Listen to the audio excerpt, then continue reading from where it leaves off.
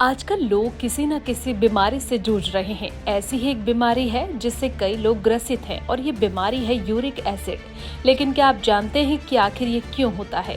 इसके उपाय क्या हैं? लखनऊ के वरिष्ठ आयुर्वेदिक चिकित्सक डॉक्टर संजीव रस्तोगी को सुनिए। देखिए, महत्वपूर्ण विषय है ये जिस पर आप चर्चा कर रहे हैं। यूरिक एसिड के बारे में सबसे पहले मैं आपको ये बोलूँगा कि देखिए, यूरिक एसिड के संदर्भ में एक मिसनॉमर है ये। हमेशा यूरिक एसिड बढ़ा हुआ रोग का द्योतक नहीं होता है। मॉडर्न मेडिसिन की अगर आप बात करेंगे तो बहुत सारे केसेस में ऐसा होता है कि यूरिक एसिड बढ़ा हुआ है मगर वो किसी भी प्रकार का उपद्रव कॉज नहीं करता।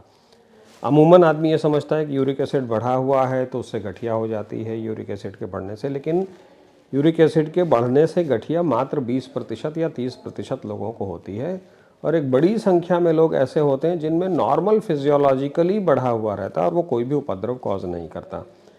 तो सबसे पहली चीज़ तो ये सोचना चाहिए, जानना चाहिए, लोगों को भी ये जानकारी होना चाहिए कि उपचार रोग का किया जाना चाहिए, उपचार किसी बायोकेमिकल इन्वेस्टिगेशन का नहीं किया जाना चाहिए। अगर आपका ब्लड में यूरिक एसिड बढ़ा हुआ निकलता है तो जब तक डॉक्टर रिकमेंड नहीं करता या जब तक आपको उसके संदर्भित लक्षण नहीं है तब तक उसका उपचार करने की आवश्यकता नहीं है, एक बात।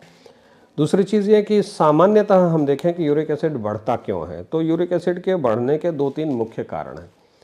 एक तो ये कि जो यूरिक एसिड शरीर में बनने वाली एक नॉर्मल सी प्रक्रिया है। जो न्यूक्लिक एसिड होता है हमारा, वो टूटता है जब, तो उसका ये बाई प्रोडक्ट है, तो वो नॉर्मल प्रक्रिया है, बनता रहता है, इस तरीके से बराबर बनता रहता है। अब 2 चीज़ें हो सकती हैं, एक तो ये कि बनता रहता है और शरीर से एलिमिनेट होता रहता है, निकलता रहता है। तो किसी कारण से अगर उसका एलिमिनेशन कम हो गया, किसी कारण से उसका निकलना शरीर से बाहर जो निकलना था वो कम हो गया, तो उसकी मात्रा शरीर में बढ़ने लगेगी। तो एक चीज़ तो ये देखें कि क्या निकलना उसका कम हो गया है क्या। अब एक बेहद इंपॉर्टेंट बात यहाँ पर यह है कि 40% यूरिक एसिड जो शरीर में बनता है वो जीआईटी के थ्रू निकलता है, माने कि इंटेस्टाइन के थ्रू निकलता है। अब इंटेस्टाइन के थ्रू निकलता है तो इसका मतलब अगर लोगों को कॉन्स्टिपेशन जैसा है, कब्जियत जैसी है, कोई इस तरीके की शिकायत है जिसमें स्टूल की फ्रीक्वेंसी कम है या 1 दिन 2 दिन नहीं जाते हैं, उनमें यूरिक एसिड के बढ़ने की संभावना बढ़ जाती है, क्योंकि वो जीआई के थ्रू ही निकलता है। 40% मात्रा उसकी, अच्छी खासी मात्रा उससे निकलती है। तो उसका उपचार करने की बात हम जब करेंगे तो सबसे पहले हम ये कहेंगे कि भाई उसका एलिमिनेशन प्रॉपर हो रहा है कि नहीं। दूसरी चीज़ ये है कि क्या उसका बनना ज़्यादा हो गया है, क्या शरीर में उसका बनने की मात्रा बढ़ गई क्या।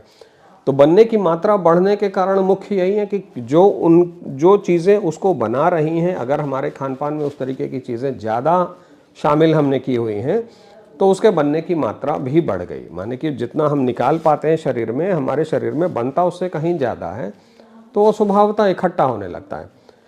तो जो मुख्य खान पान इसको यूरिक एसिड को बढ़ाने का काम करते हैं, सबसे पहला जो है वो अल्कोहल है। अल्कोहल जो लोग लेते हैं उनमें यूरिक एसिड की मात्रा बढ़े रहने की संभावना बढ़ जाती है। दूसरी चीज़ कि नॉन वेज सब्सटेंसेस जितने भी हैं, मीट, मछली, मुर्गा, ये सब चीज़ें जो खाने वाले हैं, उनमें यूरिक एसिड के बढ़ने की संभावना ज़्यादा रहती है। तीसरी चीज़ की जो डिब्बा बंद चीज़ें हैं जिनमें प्रिजर्वेटिव्स पड़े हुए हैं, वो कोई भी चीज़ें होंगी जिनको आप उस तरीके से यूज़ करते हैं प्रिजर्वेटिव के साथ में, उनको अगर हम यूज़ करते हैं तो भी इसके बढ़ने की संभावना बढ़ जाती है।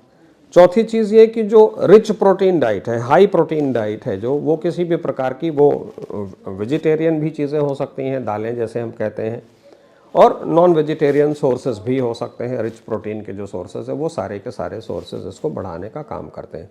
अगर ये वीडियो आपको पसंद आया है तो इसे लाइक ज़रूर करें। अगर चैनल अभी तक सब्सक्राइब नहीं किया है तो कर लें और नोटिफिकेशन पाने के लिए बेल आइकन भी दबा दें।